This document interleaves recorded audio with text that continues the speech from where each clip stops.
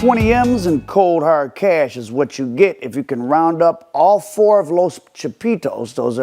That's the nickname of El Chapo's sons, $5 million each. Now, after El Chapo's arrest in January of 2016 and eventual life imprisonment, his sons, Ivan, Jesus, Ovidio, and Joaquín, took over at least part of his old business. This is the first time the U.S. has offered a reward of $5 million for each of the sons.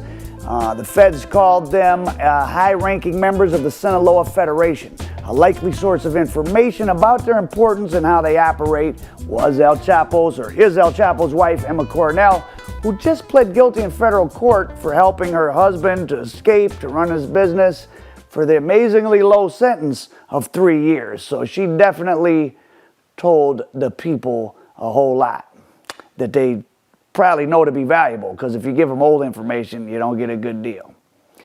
I mean, Emma Coronel did things such as bought the land for the tunnel that helped him escape. She gave phones to his subordinates while he was in prison so he could run things. So she was an integral part, and she only got 3 years. And a lot of people think El Chapo's sons are some of the people she gave information on. Now, according to the feds, the Chapitos have expanded their enterprise with sophisticated fentanyl laboratories.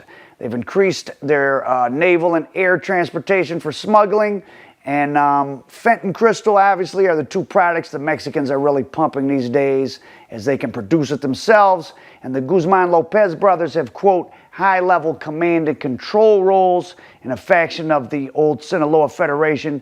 They have about 11 labs in Sinaloa that produce 3,000 to 5,000 pounds a month of crystal, and crystal prices have fallen to about $2,000 or $3,000 a pound wholesale in LA. But even if the Chapitos are only making $500 in profit on 5,000 pounds a month, that's $5 million in 1 month alone. You add in the fent business, a little bit of yayo, they're probably making $100 million a year on just a portion of their dad's old turf. Actores internacionales del narcotráfico dio a conocer un par de detalles. Por ejemplo, se menciona que Ovidio Guzmán López ha ordenado los asesinatos de informantes, un narcotraficante. Now, as for each of the sons, Iván Archivaldo, he's well known for showing off cars, money, and ostentatious belongings on Instagram. And then a video gained international fame in 2019 after the Mexican military grabbed him in Culiacán and then had to release him when hundreds of gunmen from Sinaloa boxed him in the city. And it was a humiliating show of who has the real power in Mexico, and it ain't the government. Now, according to the feds, quote, other information about Ovidio Guzmán includes the fact that he's ordered of informants and of a rival trafficker and of a popular Mexican singer who'd refused to sing at his wedding. The American reward offer is at $20 million for all four, and while all eyes have been on Los Chapitos, sons of some other notorious people are making their way up in the operation. Don emitido el miércoles ofrece $5 millones por la detención de cada uno de los 4 hijos del capo mexicano como parte de su estrategia contra actores internacionales de narcotráfico. Dio a conocer un par de detalles. Just last week, a video of a shootout in a popular Culiacán nightclub put El Chapo's nephew, Aureliano Guzmán, in the spotlight. The video showed a few men opening fire inside the club. One man who looks like Chapo's nephew aims at another, but fires into the ceiling after a third guy puts his hands up. And behind him, another man fires on yet another guy who drops to the floor. This guy is the son of Aureliano Guzmán, El Chapo's brother, and he's known to be a violent new leader of the cartel in Culiacán. He's believed to be vying with El Mayo for control of the cartel.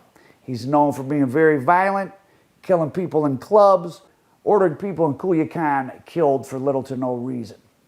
And in the club that night, like I said, he aimed at a guy's head. This is all on camera. And his buddy luckily knocked his arms up into the air. So he's willing to kill in broad daylight on camera.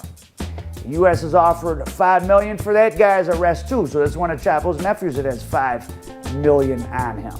And a person down in Culiacán said, quote, these juniors, the sons of Guzmans and descendants of other bosses, are using their names to operate openly in Sinaloa without any consequence. They're a new litter. They're more educated and more violent. They grew up around guns and killings, and it's showing. Another so-called narco junior is Jesús Alfredo Beltran. And his father was Sinaloa associate turned rival Alfredo Beltran. You might have heard of him. He died in an infamous shootout. And this guy just got out of Mexican prison after serving a mere 5 years for some major drug trafficking. After yet another of El Mayo's sons was sent to U.S. federal prison, his other son, Mayito Flaco, Skinny Mayo, stepped up and helped his father run one of the cartel's factions. And one of El Mayo's other sons was captured just recently and has a big case. And if you remember, Mayo Zambada testified against El Chapo initially. So El Mayo's lost several of his sons already, even though they're more low-key. And El Chapo's are still heavily in action.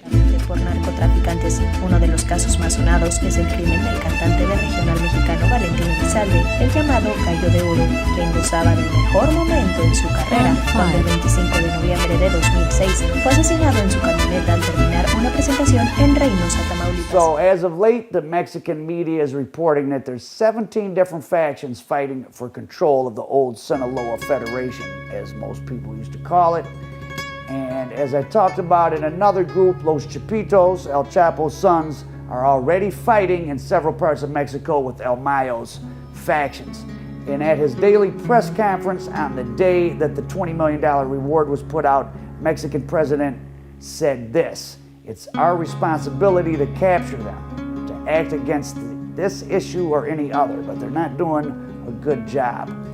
Under his tenure, Mexico saw a record number of homicides in 2020, almost 30,000. It barely went down in 2021. So El Chapo's sons are number one on the hit parade, and one of his nephews. He had 25 million between them.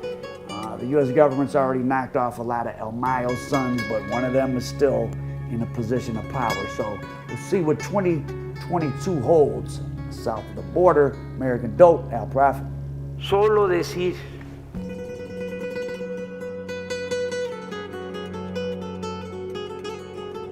cooperación, sí. Intervencionismo, no. Hoy es víspera del Día de Gracia en Estados Unidos.